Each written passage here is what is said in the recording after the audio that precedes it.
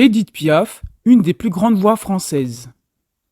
Née dans le quartier de Belleville, en 1915, elle y connaît la misère. Abandonnée par ses parents, sa grand-mère la recueille par contrainte. Travaillée dans une maison close et souvent alcoolisée, elle nourrissait la petite Édith au vin. À 6 ans, elle développe une inflammation qui la rend aveugle. Les médecins avaient signalé qu'elle ne retrouverait plus jamais la vue. Mais par miracle, alors qu'elle avait perdu tout espoir, elle retrouva à nouveau la vue.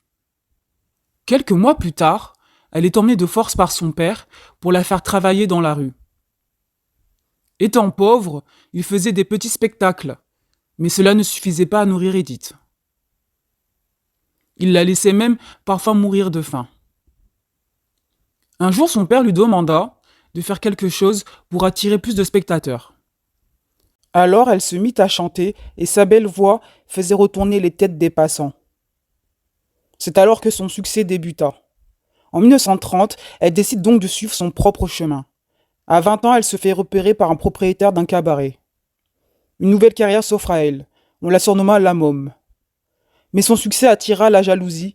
L'homme qui l'avait repérée se fait assassiner. Les journalistes n'ont pas hésité à l'accuser pour que ses fans se retournent contre elle. Durant la Seconde Guerre mondiale, elle se fait à nouveau attaquer, sous prétexte qu'elle chantait pour des officiers allemands. Elle part finalement s'installer aux États-Unis. Elle tombe follement amoureuse d'un homme, Marcel Cerdan, mais celui-ci décède après un crash d'avion. Après avoir perdu son enfant à 17 ans et l'homme qu'elle aimait, elle finit par se noyer dans l'alcool et la morphine.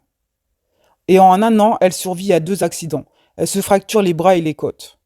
Les médecins lui injectèrent de la morphine pendant 4 ans. Mais malgré cela, elle voulait continuer à chanter pour son public. Mais Édith s'évanouit 2 fois sur scène. Je m'excuse, je suis un peu fatiguée. Je reviens.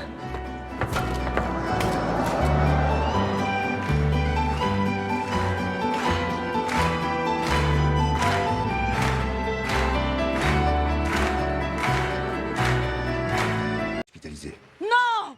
Non! Non! Louis, je t'en prie! Je t'en prie! Édith, vous sortez de 3 semaines d'hôpital. Des gars-là, il y en aura d'autres. Ramène-moi sur scène, ramène-moi. Ramène-moi, je dois chanter. Je dois chanter, Louis, j'ai pas le choix. Édith. Elle revient donc pour sa dernière fois sur scène. C'est pas encore pour cette fois, messieurs les photographes. Vous êtes venus pour me voir tomber, moi je suis en pleine forme. Vous pouvez dire à vos journaux qu'il n'y a pas de tournée suicide.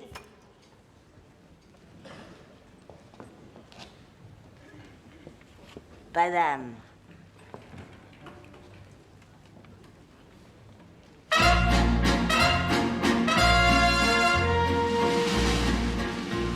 Padam, padam, padam, il arrive en courant derrière moi.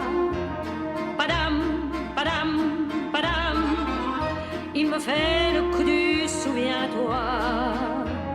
Padam, padam, padam, c'est un air qui me montre du...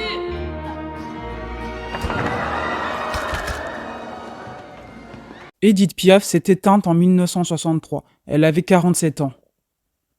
Avant sa mort, elle avait écrit une musique qui retrace sa vie, intitulée « Je ne regrette rien ». Non, rien de rien. Non, je ne regrette rien. Ni le bien,